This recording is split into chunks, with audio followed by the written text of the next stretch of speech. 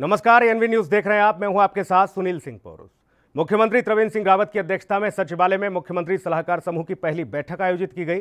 राज्य में नवाचार और उद्यमिता को बढ़ावा देने के लिए उत्तराखंड सरकार ने स्टार्टअप, नवाचार और उद्यमिता पर मुख्यमंत्री सलाहकार समूह स्थापित किया है। मुख्यमंत्री त्रिवेंद्र सिंह रावत की अध्यक्षता में बनाए गए मुख्यमंत्री सलाहकार समूह में 7 सरकारी एवं 6 गैर सरकारी सदस्य शामिल हैं। मुख्यमंत्री त्रिवेंद्र सिंह रावत ने कहा कि आत्मनिर्भर के लिए पीएम मोदी की ओर से लोकल के लिए वोकल बनने की जो बात कही गई, उस दिशा में प्रयास है। स्टार्टअप को बढ़ावा देने के लिए राज्य में यह नई पहल की जा रही है, जिसमें सरकारी के साथ साथ कई क्षेत्रों के गैर सरकारी विशेषज्ञों को शामिल किया गया है और इन विशेषज्ञों की सलाह से राज्य के औद्योगिक विकास और हिमालयी उत्पादनों को बढ़ावा देने के लिए विशेष प्रयास किए जाएंगे। देहरादून से हमारे ब्यूरो चीफ प्रतीक पाठक इस वक्त फोन लाइन पर मौजूद हैं। प्रतीक, स्टार्टअप इंडिया की शुरुआत हो गई है, मुख्यमंत्री ने एक नई पहल शुरू की है। किस तरह से देखा जाए उत्तराखंड के भविष्य को लेकर? लगता है दोबारा संपर्क करने की कोशिश करेंगे, क्योंकि तकनीकी कमी के चलते प्रतीक पाठक से संपर्क नहीं हो पाया। स्टार्टअप को बढ़ावा देने के लिए नई पहल की शुरुआत हुई है। मुख्यमंत्री त्रिवेंद्र सिंह रावत की अध्यक्षता में सचिवालय में मुख्यमंत्री सलाहकार समूह की पहली बैठक आयोजित की गई। राज्य में नवाचार और उद्यमिता को बढ़ावा देने के लिए उत्तराखंड सरकार ने स्टार्टअप, नवाचार और उद्यमिता पर मुख्यमंत्री सलाहकार समूह स्थापित किया है। मुख्यमंत्री त्रिवेंद्र सिंह रावत की अध्यक्षता में बनाए गए मुख्यमंत्री सलाहकार समूह में 7 सरकारी और 6 गैर सरकारी सदस्य शामिल हैं। साथ ही आपको बता दें कि मुख्यमंत्री त्रिवेंद्र सिंह रावत ने कहा है कि आत्मनिर्भर के लिए पीएम मोदी की ओर से लोकल के लिए वोकल बनने की जो बात कही गई, उस दिशा में प्रयास है। स्टार्टअप को बढ़ावा देने के लिए राज्य में यह नई पहल की जा रही है, जिसमें सरकारी के साथ ही कई क्षेत्रों के गैर सरकारी विशेषज्ञों को शामिल किया गया है। इन विशेषज्ञों की सलाह से राज्य के औद्योगिक विकास और हिमालयी उत्पादनों को बढ़ावा देने के लिए विशेष प्रयास किए जाएंगे।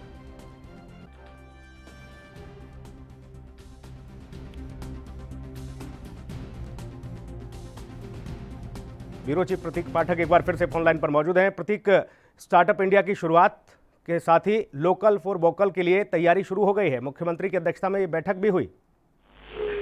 बिल्कुल बिल्कुल सुनील, एक महत्वपूर्ण जो बैठक जो सचिवालय में ये आयोजित की गई है, जिसमें मंत्री की अध्यक्षता में बनाए गए 13 सदस्य भी इसमें शामिल हुए हैं। खास स्टार्टअप के तहत अगर देखा जाए तो प्रधानमंत्री का इसके तहत सपना रहा है कि लोकल से वोकल का, तो उसको कहीं ना कहीं पूरा साकार करने के लिए ये बैठक की गई है। खासतौर पर अगर देखा जाए तो इन्वेस्टर समिट अगर देखा जाए तो उत्तराखंड से हुआ है, तो काफी बड़ी संख्या में इन्वेस्ट करने के लिए लोग बाहर से आए भी थे, जिस तक एमयू साइन भी हुआ था। लगभग 25,000 करोड़ का ये एमयू किया गया था। तो फिलहाल इस पर सरकार पूरा शहर अध्ययन कर रही है। साथ ही देखा जाए तो उत्तराखंड के जो प्रोडक्ट हैं किस तरीके से प्रमोट करना है, चाहे केक की खेती हो, चाहे औषधि हो, तमाम ऐसे उत्पाद जो उत्तराखंड में जिनका उत्पाद किया जा सकता है, तो तमाम तरह से देखा जाए तो कहीं रोजगार की समस्या को दूर करने के लिए एक राज्य सरकार ने एक नई पहल की।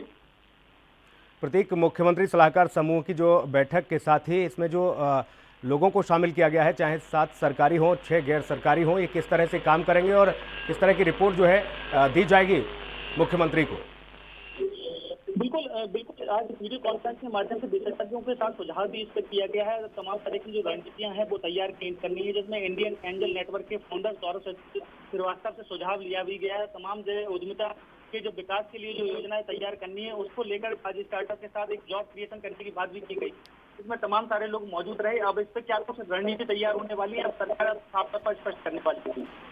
बिल्कुल, लोकल फॉर वोकल के लिए प्रतीक अगर देखा जाए तो कितनी बड़ी चुनौती है। जो तमाम सदस्य इस समूह में शामिल किए गए हैं, ये जो है जाएंगे प्रदेश भर में, तमाम सारी व्यवस्थाओं को देखेंगे और जैसा कि आप बता रहे हैं कि हालांकि ये प्रदेश के भविष्य के लिए एक बेहतर योजना साबित होगी। हालांकि प्रधानमंत्री ने लगातार ये कहा है कि लोकल फॉर वोकल पर ज़्यादा से ज़्यादा फोकस किया जाए।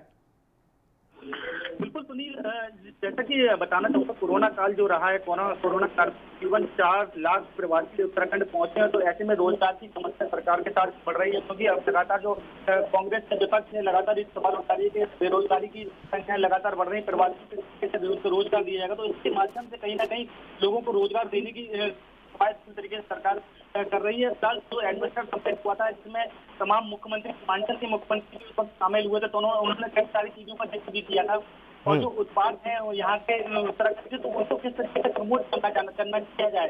तो तमाम तरह से इस सारी चीजों को बातें सामने निकल के आई। कहीं ना कहीं फायदा का सौदा उत्तराखंड के जो प्रवासी हैं उनको मिलता दिखेगा। कहीं ना कहीं रोजगार की समस्या उत्तराखंड में आने की जरूर आएगी। बहुत शुक्रिया प्रतीक आपका तमाम महत्वपूर्ण जानकारी के लिए।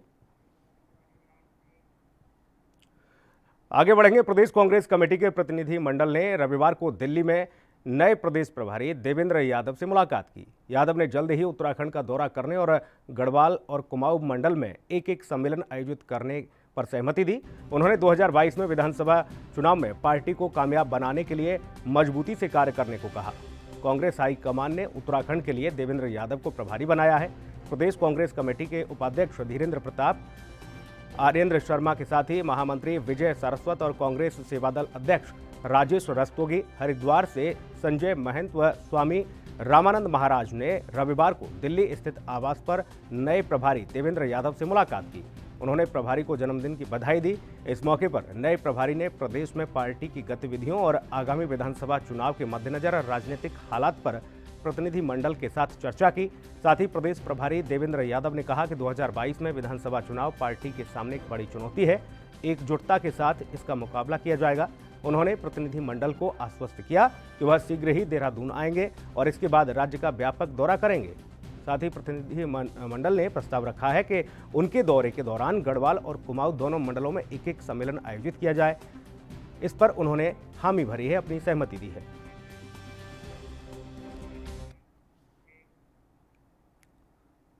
अनलॉक 4 में उत्तराखंड प्रदेश सरकार में भी नई गाइडलाइन जारी की गई है, जिसमें बाहरी राज्यों से उत्तराखंड में प्रवेश करने वाले यात्रियों को उत्तराखंड पोर्टल पर रजिस्ट्रेशन कराना अनिवार्य है और उसके साथ ही उत्तराखंड में प्रवेश करने वाले सभी यात्रियों का कोविड-19 टेस्ट होना भी अनिवार्य है।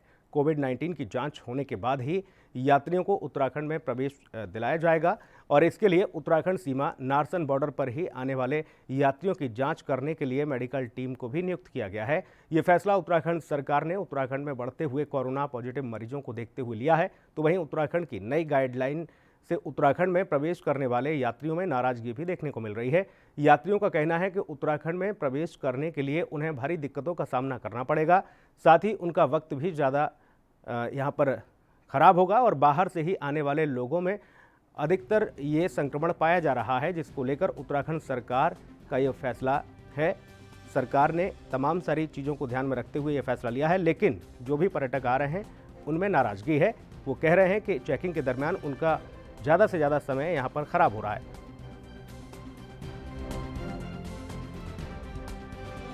सिटी गाजियाबाद से आ रहा हूँ मैं। यहाँ लगभग अभी टाइम हो रहा है 12:46। मैं 11 बजे के आसपास आया हुआ था, राइट। 11:46 से आने के बाद लगभग 1-1.5 घंटे हो गए हैं। अभी जस्ट मेरा कोविड टेस्ट हुआ है और अभी ये कह रहे हैं कि आधे घंटे आपको लगेगा और बाकी के प्रोसेस को करने में। देखते हैं कब तक मुझे मिल रहा है। चिकित्सा अधिकारी सीएमओ साहब के आदेश के अनुसार हम लोग यहाँ सुबह 8 बजे से लेकर 2 बजे तक जांच कर रहे हैं, जिसमें लगभग 150-200 के आसपास हम लोग सैंपल लेते हैं। एंटीजन किट कर रहे हैं।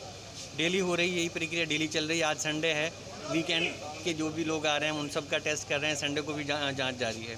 आज आपके स्वास्थ्य के पुलिस विभाग के क्या नाम है इनका, हसन जैदी साहब मंगलौर थाने से हैं, जो ये पॉजिटिव आए हैं। ये दिल्ली गए थे, इनका हमने जांच की जिसमें ये पॉजिटिव पाए गए। यात्रियों के साथ निर्देश मिलते रहे हैं, उसका अनुपालन नासिक चेक पोस्ट पर कराया गया है। उसी के क्रम में अभी जो शासन के निर्देश आए हैं उस संबंध में एडिशनल टीम लगा करके प्राइवेट लैब की व्यवस्था की गई है नासिक चेक पोस्ट पे और सभी संबंधित को सूचित किया जा रहा है कि यदि आप 96 घंटे का टेस्ट रिपोर्ट लेकर के आते हैं तो आपको रजिस्ट्रेशन प्रक्रिया में कुछ भी डायरेक्टली मिल सकती है और अन्य यात्रियों को रजिस्ट्रेशन कराना होगा, जिसके लिए कियोस्क लगाई गई है। साथ ही मेडिकल टीम द्वारा भी सैंपल्स लिए जा रहे हैं नासिक चेक पोस्ट पे। अभी प्रत्येक व्यक्ति के संबंध में जो निर्देश हैं टेस्टिंग के, उस संबंध में अस्थि विसर्जन और पर्यटक जो 1 या 2 दिन की अवधि के लिए आते हैं, उस संबंध में स्पष्ट निर्देश मिलने के पश्चात ही कार्रवाई की जाएगी और इस संबंध में जो हमें किट्स और मैन पावर की आवश्यकता है। देश भर में प्रधानमंत्री मोदी के 70वें जन्म दिवस को लेकर भारतीय जनता पार्टी सेवा सप्ताह के रूप में मनाने जा रही है। सेवा सप्ताह 20 सितंबर तक चलेगा और इस दौरान बीजेपी की तरफ से पूरे देश के साथ साथ उत्तराखंड में अनेकों कार्यक्रमों का आयोजन किया जाएगा। सेवा सप्ताह के शुभारंभ के अवसर पर बीजेपी के प्रदेश उपाध्यक्ष और सेवा सप्ताह के उत्तराखंड प्रदेश संयोजक ने कहा कि सेवा सप्ताह का शुभारंभ वृक्षारोपण और पर्यावरण संरक्षण के संकल्प के साथ बूथ स्तर पर पूरे प्रदेश में शुरू किया गया है। 15 सितंबर को प्रदेश भाजपा की तरफ से मंडल स्तर पर कोविड-19 से प्रभावित 70 लोगों को जरूरत और अस्पताल के माध्यम से प्लाज्मा डोनेशन का कार्य भी किया जाएगा। साथ ही 16 सितंबर को प्रदेश भर में शक्ति केंद्रों पर 70 गांव में प्रधानमंत्री के आह्वान पर सिंगल यूज प्लास्टिक के से मुक्ति का संकल्प भी दिलाया जाएगा और 17 सितंबर को हर मंडल में 70 गरीब बस्तियों में फल वितरित किए जाएंगे।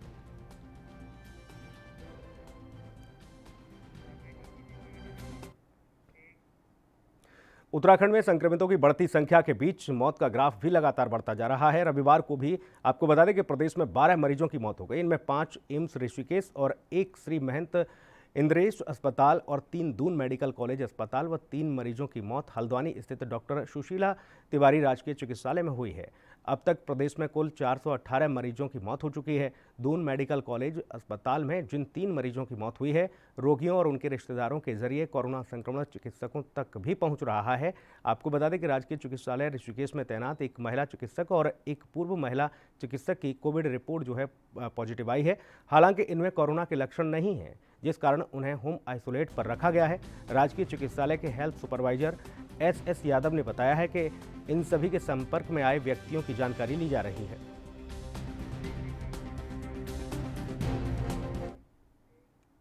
वक्त एक ब्रेक का है, जल्द लौटेंगे।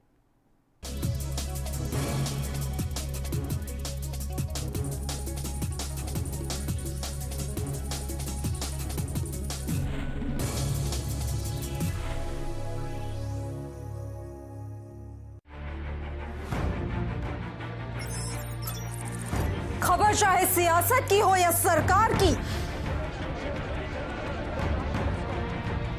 खबर चाहे भ्रष्टाचार की हो या गुनहगार की,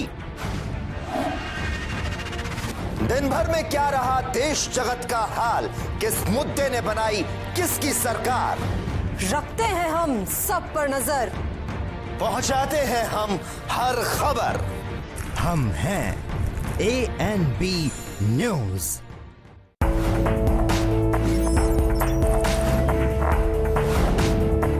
कम ब्रेक और ज्यादा खबरों के साथ देखिए ANB news in channel number पर।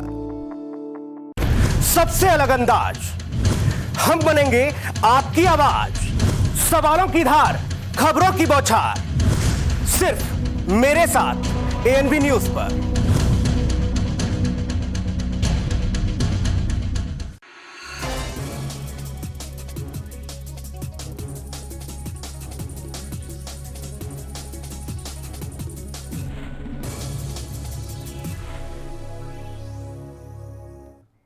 ब्रेक के बाद स्वागत है आपका। बढ़ेंगे खबरों में आगे। उधम सिंह नगर के किक्षा के रहने वाले ITBP के जवान की चीन बॉर्डर डोकलाम में अचानक से तबीयत बिगड़ गई, जिसके बाद वो शहीद हो गए। जवान की शहादत की खबर के बाद किक्षा में उनके आवास पर लोगों का जमावड़ा लग गया। जवान के शहीद होने की सूचना से परिजनों को इसकी सूचना दी गई। जानकारी के मुताबिक सीमा पर जवान की तबीयत अचानक से खराब हो गई थी, जिसके बाद सेना के जवानों ने उन्हें अस्पताल में भर्ती कराया, जहाँ पर उनका निधन हो गया। परिजनों के मुताबिक वह 12 दिसंबर 2019 को ड्यूटी के लिए रवाना हुए थे। पहले तीसरे दिन फ़ोन पर बात हो जाती थी, लेकिन कुछ दिनों से उन्हें ऊंचाई वाले स्थान पर भेजा गया, जिसके बाद उनकी बात भी नहीं हो पा रही थी। शहीद की शहादत की सूचना से पूरे इलाके में शोक की लहर है।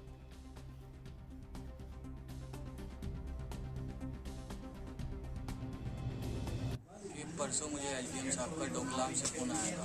वो कह रहे थे कि सुबह तुम्हारे पिताजी की तबीयत खराब हुई और उन्हें को हॉस्पिटल ले जाया गया। वहाँ से डॉक्टरों ने उन्हें जवाब दे दिया गया कि अब वो नहीं रहे। 2 महीने पहले उन्होंने वहाँ पोस्टें होती हैं जहाँ हर सैनिक को भेजा जाता है, तो उनको भी भेजा गया था 2 महीने पहले। ट्रांसफ़र हो चुका था उनका। 3 लॉकडाउन से पहले हुआ था। लॉकडाउन के चलने के कारण उनका आना नहीं हो पाया। अच्छा बहन की बात हुई थी परसों, उसके अलावा किसी की बात नहीं हुई थी। अच्छा, क्या कहा था उन्होंने अंतिम शब्द? मैं ठीक हूँ बेटा, ख्याल रखना अपना, आ जाऊँगा मैं जल्दी, सब बढ़िया रहना, मैं आ रहा हूँ 2-4 दिन में आ रहा हूँ। अच्छा, सरकार से आपकी क्या मांग है? सरकार से भी तो हमारी कुछ मांग नहीं चाहिए। तब परसों शाम, आज शाम को आ जाएगा। कब बात हुई थी आपकी? आज अभी थोड़ी देर पहले बात हुई। उत्तराखंड के टिहरी में ऑल वेदर प्रोजेक्ट का काम तेजी से किया जा रहा है, लेकिन अब ग्रामीणों ने इस काम में अड़ंगा लगा दिया है। ग्रामीणों का आरोप है कि उनकी जमीन का भुगतान अभी तक नहीं किया गया है। भुगतान न होने पर मंजूर के ग्रामीणों ने निर्माण कार्य रोक दिया। ग्रामीणों ने कहा कि 3 साल हो गए लेकिन अभी तक भुगतान नहीं किया गया। कंपनी निर्माण कार्य कर रही है। उन्होंने कहा कि कई बार प्रशासन को समस्या से अवगत कराया लेकिन कोई कार्रवाई नहीं की गई। बीआरओ और कंपनी जबरन रात को काम कर रहे हैं। उन्होंने यह भी कहा कि समस्या का निस्तारण नहीं किया गया तो ग्रामीण आंदोलन करेंगे। काम इसलिए रोका गया है कि ये हमारे खेत का कम से कम 3 साल हो गए, यहाँ क्लेम नहीं दे रहे हैं और अब जबरदस्ती काट रहे हैं, तो कौन काम नहीं रोकेंगे, हम क्या करेंगे बताओ? हमारे पास क्या है इस रोकने का, क्या है? कितने बार उन्होंने वादा कर दिया कि हम जो है नहीं काटेंगे, फिर भी काट रहे हैं। जिस दिन यहाँ पर इनके वो आए थे, उसका उद्घाटन हुआ था, उस दिन भी इन्होंने हमारी ज़मीन को दोनों तरफ जेसीबी लगा के काट दिया, फिर भी हम चुप रहे। अब उसके बाद ये बिगड़ उसके दे रहे हैं, कल तो बोलेंगे तुम्हारे खेते नहीं तो कहाँ जाएंगे हम बताओ? हम एडीएम साहब के 2 बार आदेश हो रखे हैं बीआरओ को, उसके बाद डीएम साहब जो अभी हैं वर्तमान में डीएम साहब, उनसे भी मिलके जो उन्होंने भी कहा कि भाई ठीक है आपको इनका उन्होंने भी आदेश कर रखा है, तभी भी नहीं सुन रहे हैं बताओ। 1 साल के ऊपर हो गए, मेरी खेती में उन्होंने अपना कंटेंट बना के 1 साल तक किराए नहीं दे रहे, ठेकेदार बोले हाथ देता कल बोलते हैं यहाँ पे ये मेरी जगह में उन्होंने कर दिया, इसका भी कोई क्लीम नहीं है अभी तक। 8 मुट्ठी है, 8-10 मुट्ठी है यहाँ पे, बगैर सर्वे के उन्होंने सर्वे कर दिया, अभी तक इसका कोई नहीं किया। ऋषिकेश में डोर टू डोर उठने वाले कूड़े की व्यवस्था को और मुकम्मल करने के लिए नगर निगम ने अहम कदम उठाए हैं। निगम की ओर से door to door waste collection को 10 नए वाहन इसके लिए खरीदे गए हैं, जिन्हें महापौर अनीता ममगाई ने हरी झंडी दिखाकर क्षेत्र के लिए रवाना किया। निगम के पास अब 40 वार्ड के कचरा कलेक्शन करने के लिए वाहनों की संख्या 35 हो गई है। उम्मीद जताई जा रही है कि अब प्रत्येक वार्ड से प्रतिदिन डोर टू डोर कचरा कलेक्ट होगा, जिससे शहर में सफाई व्यवस्था दुरुस्त होगी। हमारे 10 नए कूड़ा वाहनों को यहाँ पर मैंने नगर आयुक्त साहब ने, SNA साहब सभी ने हरी झंडी दिखा के और विधिवत रिबन काट के उनको क्षेत्र में भेजा है। पूर्व में हमारे 25 कूड़ा वाहन पहले से ऑलरेडी चल रहे हैं, लेकिन उसके बावजूद भी हम चाहते हैं कि हर घर में कूड़ा गाड़ी पहुँचे और समय पे पहुँचे। जो लोगों की जो समस्या रहती है कि कूड़े की गाड़ी समय पे नहीं आती है, तो 40 हमारे वार्ड हैं और 35 हमारे कूड़ा उठान वाहन हैं जो कि हमारे पूरे वार्डों में जा रहे हैं। तो मुझे लगता है कि आज पूरी आशा उम्मीद हमको है कि आज के बाद जिसमें कि हमारे आज से 10 नए कूड़ा वाहन फिर जो क्षेत्र में चले गए हैं, कल से इस तरह की समस्या पूरी तरह से ख़त्म हो जाएगी। जो हमारा शहर का मुख्य भाग है वहाँ तो बड़ी गाड़ियाँ जाती हैं, जो हमारे कुछ ग्रामीण क्षेत्र जुड़े हुए हैं वहाँ कुछ सकरी गलियाँ हैं। इसके अलावा हमारी शहरों में भी जो मेन रोड से हट के कुछ जो सकरी गलियाँ जहाँ बड़ी गाड़ी नहीं जा सकती थी, वहाँ ये छोटी गाड़ियाँ, तो मतलब ये ग्रामीण क्षेत्र जो नए जुड़े हैं उसमें भी, और शहर के वो क्षेत्र जहाँ सकरी गलियाँ या सकरी सड़क है तो वहाँ गाड़ियाँ जाएंगी। अब ये शिकायत नहीं रहेगी कि साहब वहाँ गाड़ी नहीं जा रही, कूड़ा नहीं उठ पा रहा है। तो हम उत्तराखंड में भगवानपुर के नवादा गांव में राष्ट्रीय चमार यूनियन के अध्यक्ष बालचंद्र चमार के नेतृत्व में सैकड़ों लोग एक परचून की दुकान के सामने एकत्रित हुए और बीजेपी के खिलाफ नारेबाजी की। इस दौरान ग्रामीणों ने बताया कि इस सरकार जिस प्रकार का शराब बिक्री का प्रस्ताव प्रस्तुत किया है बहुत ही निंदनीय है, इसका विरोध करते हैं। उन्होंने चेतावनी देते हुए कहा कि यदि काला कानून जल्द ही वापस नहीं लिया गया तो राष्ट्रीय चमार यूनियन सड़कों पर उतरकर इसका विरोध करेगी।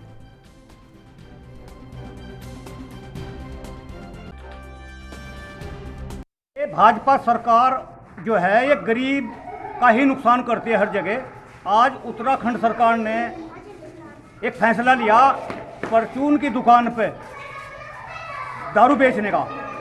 राष्ट्रीय चमार यूनियन इसके खिलाफ है और ये फैसला सरकार ने अगर वापसी ना लिया ना तो हम रोड जाम करेंगे और एक नया काम जरूर करेंगे। अगर सरकार जल्दी इस फैसले को वापसी नहीं करती तो मैं आत्मदाह जरूर करूँगा। का कदम तो सिर्फ ये होगा राष्ट्रीय चमार यूनियन का ये सरकार हटानी है और ऐसी सरकार लानी है जो हमारे गरीब का फायदा करे। मतलब की नहीं है बिल्कुल भी गरीबों के सरकार को वो दिखा देंगे राष्ट्रीय चमार यूनियन को, ये सब बिल्कुल ही हटानी है। यहाँ ऐसी सरकार लानी है जो गरीब के हित की होगी। ये केवल गरीब का ही नुकसान कर रही है भाजपा सरकार।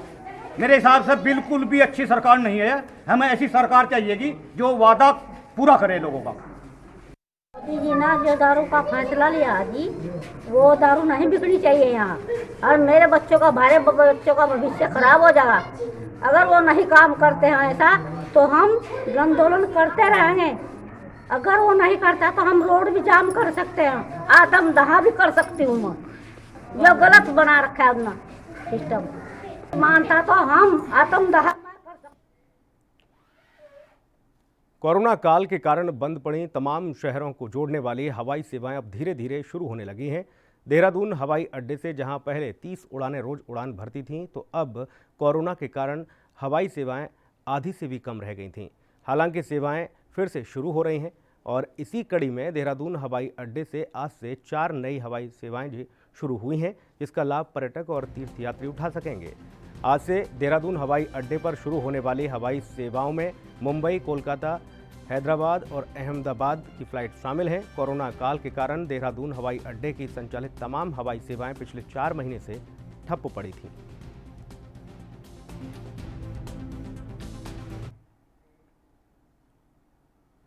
हरिद्वार में बदमाशों के हौसले बुलंद होते नजर आ रहे हैं। देर रात कनखल थाना क्षेत्र में हवाई फायरिंग करके बदमाशों ने 22 लाख रुपए की नकदी लूटी और फायरिंग करके मैनेजर और कर्मचारियों को घायल कर दिया। कनखल थाना क्षेत्र में देर रात बदमाशों ने शराब कारोबारी सागर जायसवाल के मैनेजर गयापाल से ये लूट की घटना को अंजाम दिया। फायरिंग और लूट के बाद बदमाश फरार हो गए। यहाँ ये आपको बता दें कि ये पूरी वारदात वहां लगे CCTV कैमरे में कैद हो गई।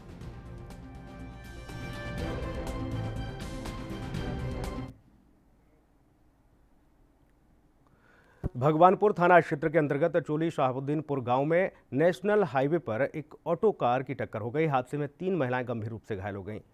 साथ ही सूचना मिलने पर स्थानीय पुलिस मौके पर पहुंची और कार चालक को हिरासत में लेकर अस्पताल में भर्ती कराया गया।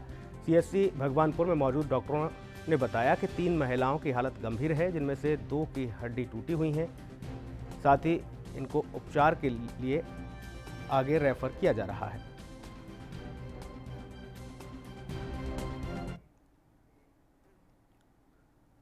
उत्तराखंड के चमोली में विकासखंड कर्णप्रयाग के उमटा गांव में गुलदार का आतंक बना हुआ है। गांव के पास ही दिन दहाड़े ग्रामीणों के मवेशियों को गुलदार अपना निवाला बना रहा है और इसके बाद ग्रामीणों में दहशत का माहौल बना हुआ है। स्थानीय लोगों की माने तो गांव में पिछले काफ़ी समय से गुलदार का आतंक बना हुआ है। ग्रामीणों के कई मवेशियों को गुलदारों ने अपना निवाला भी बनाया है। वहीं कल दोपहर में एक बछड़े पर हमला कर दिया था। ग्रामीणों के शोर मचाने पर गुलदार वहां से भाग गया। नंद्रप्रयाग रेंज के वनखंड अधिकारी प्रकाश सिंह गोसाई ने गांव जाकर घायल बछड़े का हाल जाना। ग्रामीणों ने वन विभाग से जल्द ही गुलदार से निजात दिलाने की मांग की है।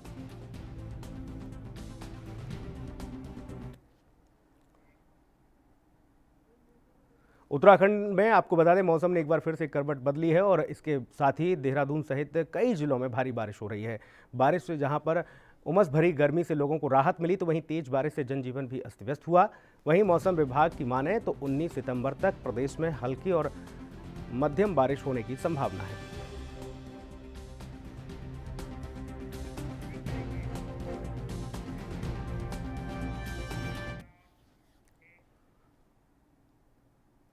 उत्तराखंड की खबरों के इस बुलेटिन में इतना ही। बाकी खबरों का दौर ANV न्यूज़ पर लगातार जारी है।